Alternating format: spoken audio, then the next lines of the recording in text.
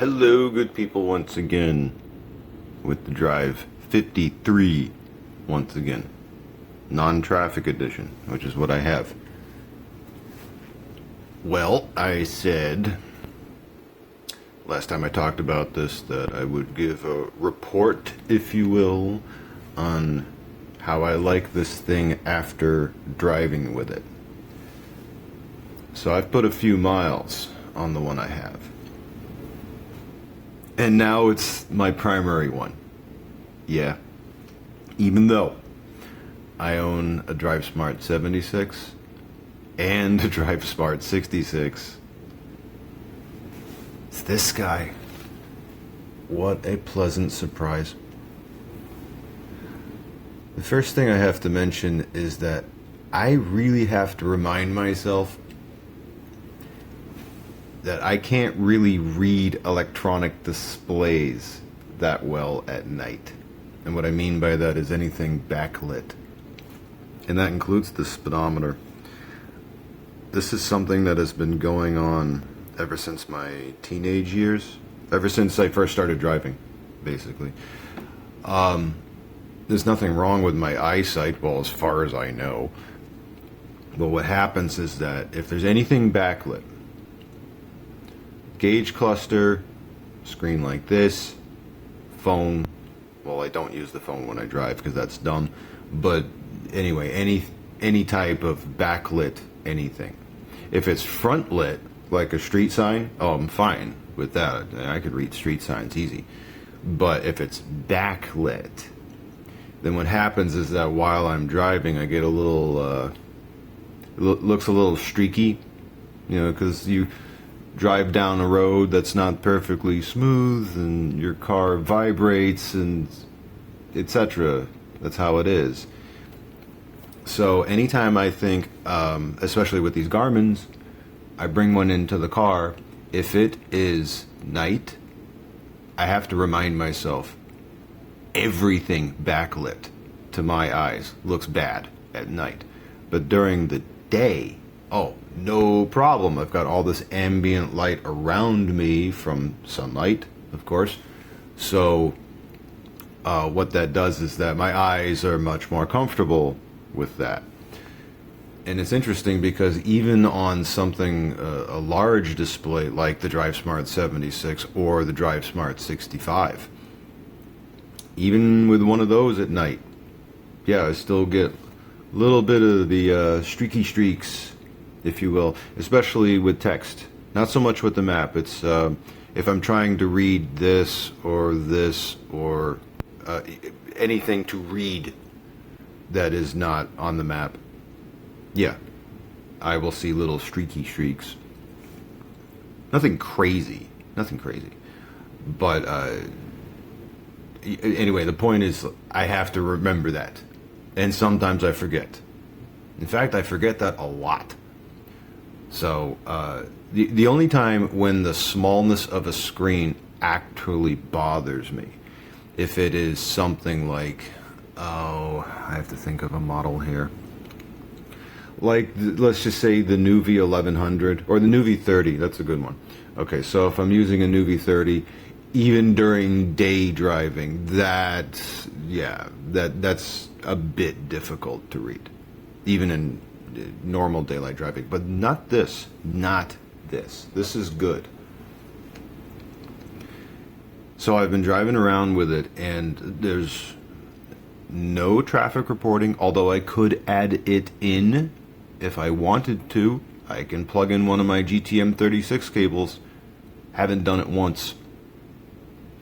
I've just been driving around with this thing as is, and it has been great, honestly. So I've got my little up-aheads all set up and everything.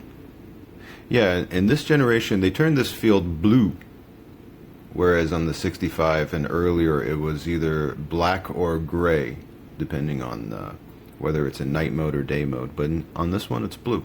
And that also counts for the trip data fields as well. Yeah, that's also blue. And it's also blue on night viewing. which I don't so much agree with. I wish it was black, but that's okay. That's just a minor nitpick. Oh, the cities ahead, I think that's green. Yep, that one's green. So, for cities ahead is green and everything else is blue. Well, okay. Turns is green. Correction. Turns is green. Cities ahead is green. Everything else is blue.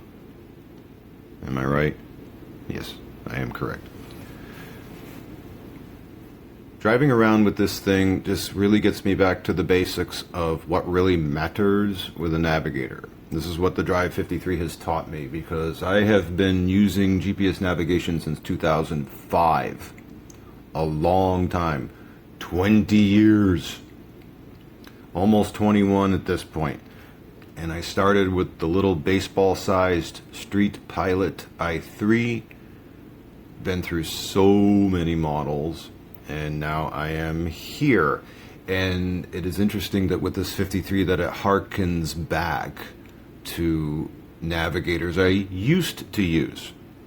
Not so much the i3, but let's just say like the Street Pilot C580. I remember that one. That one was nice. I would use it now if it did not have a 4 gigabyte cap, and if it allowed to manually enter GPS coordinates, which it does not. That's why, that's my one knock against the old Street Pilots for the C series and I series, is that you cannot manually enter GPS coordinates. If you could, they could, even with a 4 gigabyte cap on the C550 and C580, they could still be used today. They could, but it's not the way they were made, unfortunately. So you have to go Nuvi and above. And speaking of which, although this is advanced and it has the cities list, and we've got our turns list here, this is really not all that dissimilar from how navigation used to be in the late 2000s, and that is not a bad thing. The more I use the 53, the more I am reminded of what really matters with navigation, which is basically the map. If the map data is current, that's really all that matters. Traffic reporting? No, doesn't matter. Connecting to a phone? No, doesn't matter. None of that matters. All that matters is that, can this thing get you from A to B with as little drama as possible? And the answer is yes. For this 53, there's no question. That answer is yes. And also, it has proven to me I really did not need a bigger screen. I didn't.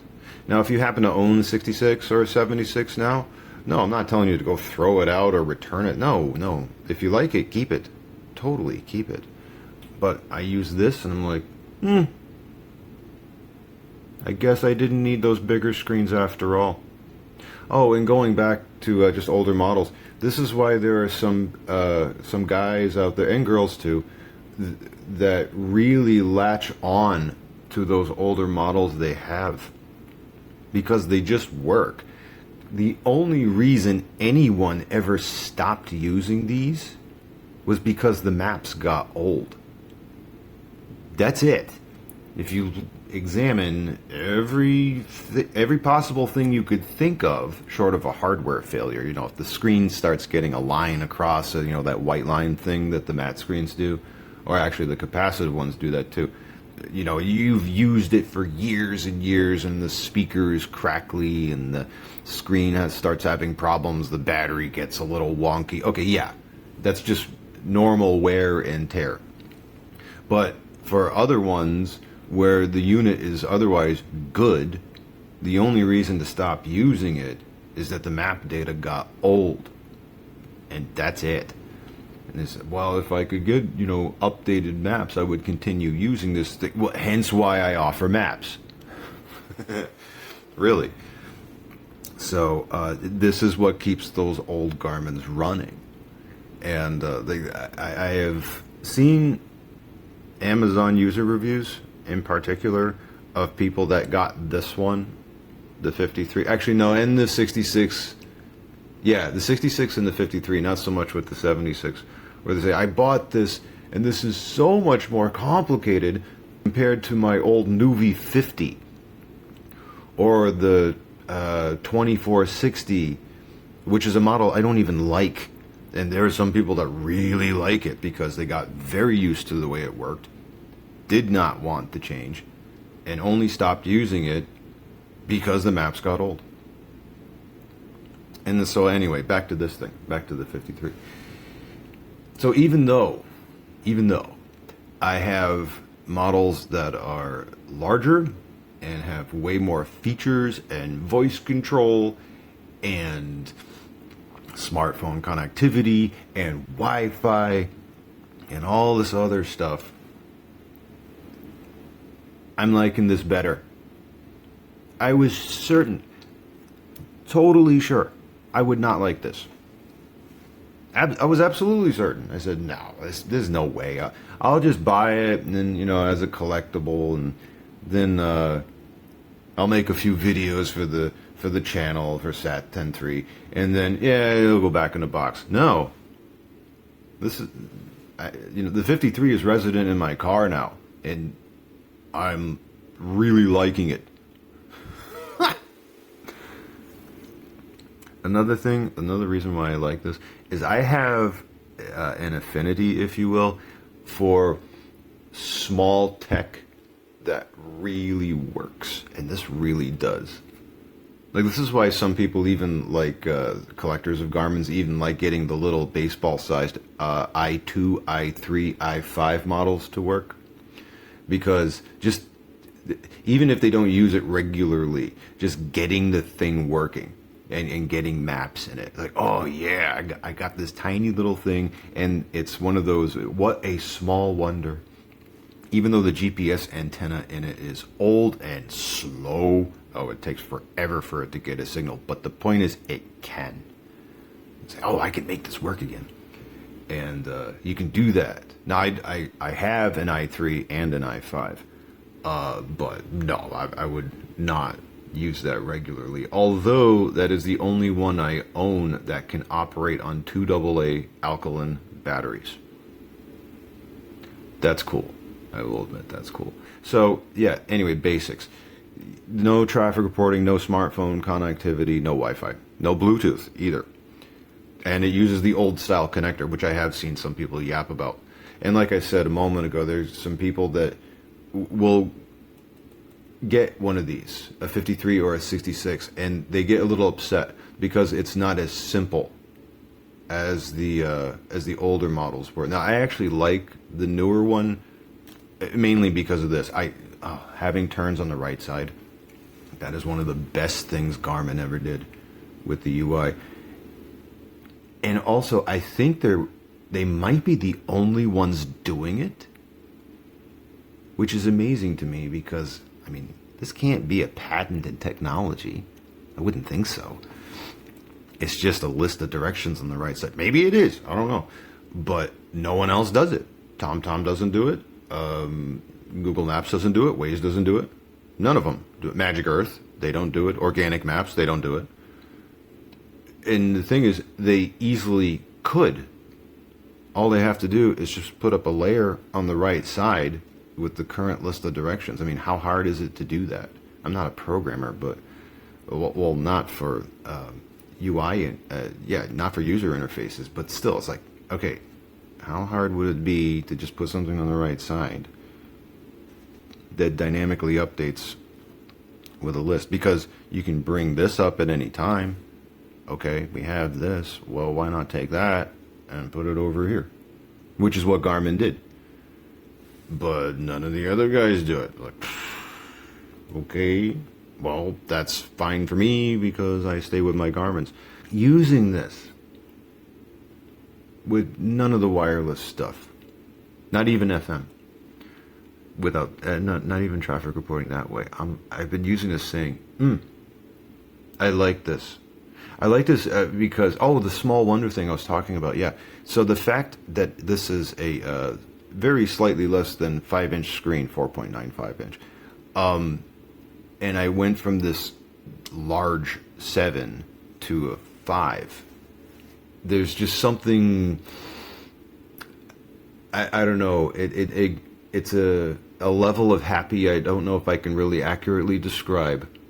Just, you can take something this small that connects to satellites in space and it magically works. And this does. That's amazing. It's sort of kind of like the people, like guys who wear mechanical dive watches. You've got this watch, right, and it's mechanical. It's got no battery. Never will, because it's 100% mechanical. And it's with just a hairspring and a bunch of teeny tiny little gears is able to tell the time. That is amazing. Even now, that is still amazing. And in a similar vein, I mean, this is not mechanical, obviously, it's 100% digital. But the fact that this thing communicates with satellites in space and in something so small, but still legible. You just put this in a car and it just takes you where you want to go. That is amazing. I'm still blown away by that. I am still amazed by that to this day. That this actually works. Wow. Not only that, but still to this day works better than a damned phone. Because the phone tries all this internet stuff and you don't want to use internet while you're driving. That's just a bad idea. And the fact this doesn't do traffic reporting means there's nothing which would otherwise interrupt the navigation process, unless the GPS cuts out. That's really the only thing. And GPS is obviously a very mature, proven, reliable technology. So it absolutely works. And so the report with this, I mean, there's really nothing I could say about how it navigates. It navigates the same way as the 66 and 76. It's the same thing, just without any traffic reporting. Routing is the same. The menu interface is the same. You know, doesn't look any different. So UI-wise, it's just smaller and without voice control and without those extra features. But I look at this and I'm like, you know what? This is all I need. This is it. This is good. I like it. And that's really all that needs to be said. So yeah, giant thumbs up for the 53. Totally didn't think I would be using it with any sort of regularity, but now I am.